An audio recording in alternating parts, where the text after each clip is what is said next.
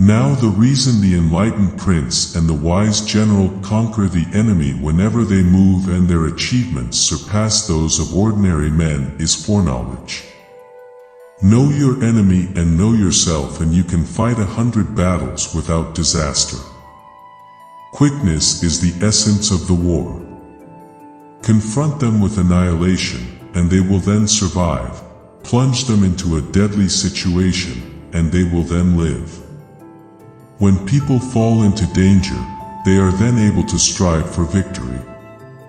If ignorant both of your enemy and yourself, you are certain to be in peril.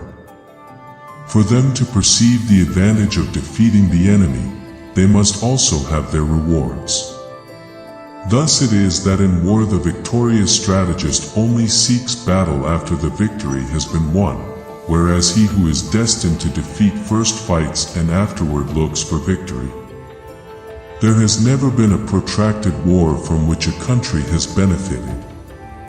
He who is prudent and lies in wait for an enemy who is not will be victorious.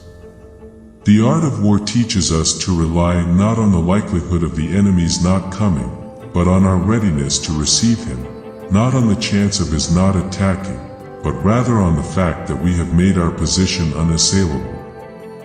Be extremely subtle, even to the point of formlessness. Be extremely mysterious, even to the point of soundlessness. Thereby you can be the director of the opponent's fate. He will win whose army is animated by the same spirit throughout all its ranks. If our soldiers are not overburdened with money, it is not because they have a distaste for riches. If their lives are not unduly long, it is not because they are disinclined to longevity. He will win who knows how to handle both superior and inferior forces. Hence the saying, if you know the enemy and you know yourself, your victory will not stand in doubt. If you know heaven and you know earth, you may make your victory complete. Victorious warriors win first and then go to war, while defeated warriors go to war first and then seek to win. Victory usually goes to the army that has better trained officers and men.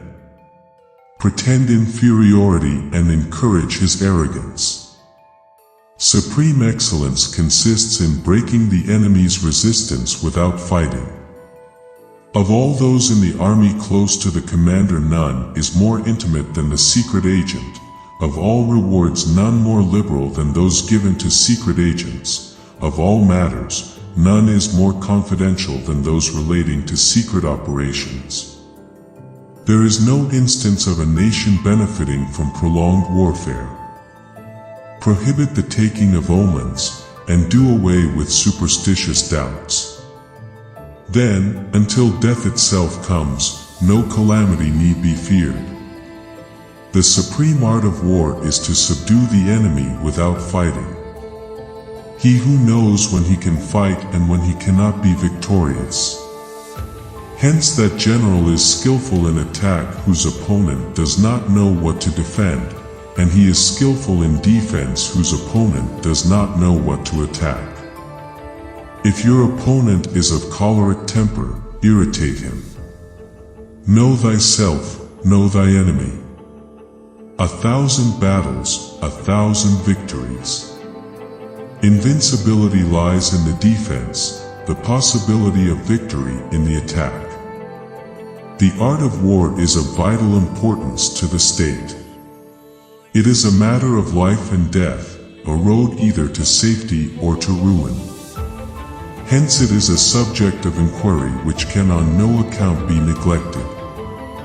The enlightened ruler is heedful, and the good general full of caution.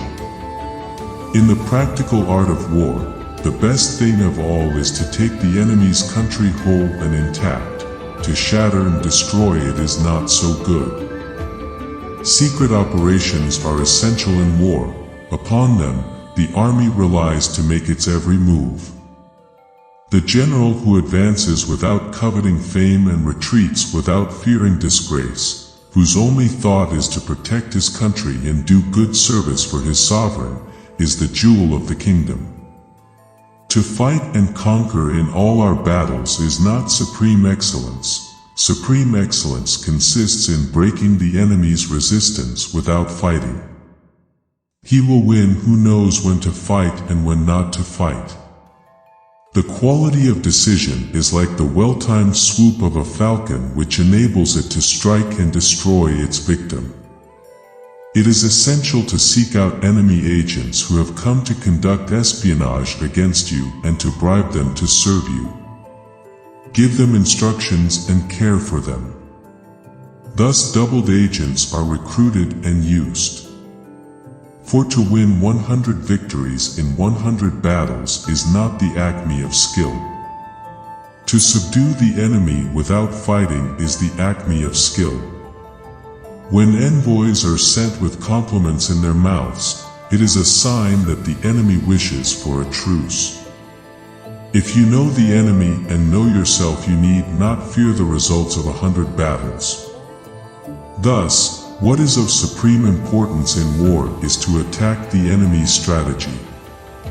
Balk the enemy's power, force him to reveal himself. A good commander is benevolent and unconcerned with fame. All men can see these tactics whereby I conquer, but what none can see is the strategy out of which victory is evolved. If we know that our men are in a condition to attack, but are unaware that the enemy is not open to attack, we have gone only halfway towards victory. To see victory only when it is within the ken of the common herd is not the acme of excellence. If fighting is sure to result in victory, then you must fight, even though the ruler forbids it. If fighting will not result in victory, then you must not fight even at the ruler's bidding. The general who wins the battle makes many calculations in his temple before the battle is fought. The general who loses makes but few calculations beforehand. Regard your soldiers as your children, and they will follow you into the deepest valleys. Look on them as your beloved sons, and they will stand by you even unto death. If you are far from the enemy, make him believe you are near. It is only the enlightened ruler and the wise general who will use the highest intelligence of the army for spying, and thereby they achieve great results. The opportunity to secure ourselves against defeat lies in our own hands, but the opportunity of defeating the enemy is provided by the enemy himself. The good fighters of old first put themselves beyond the possibility of defeat, and then waited for an opportunity of defeating the enemy.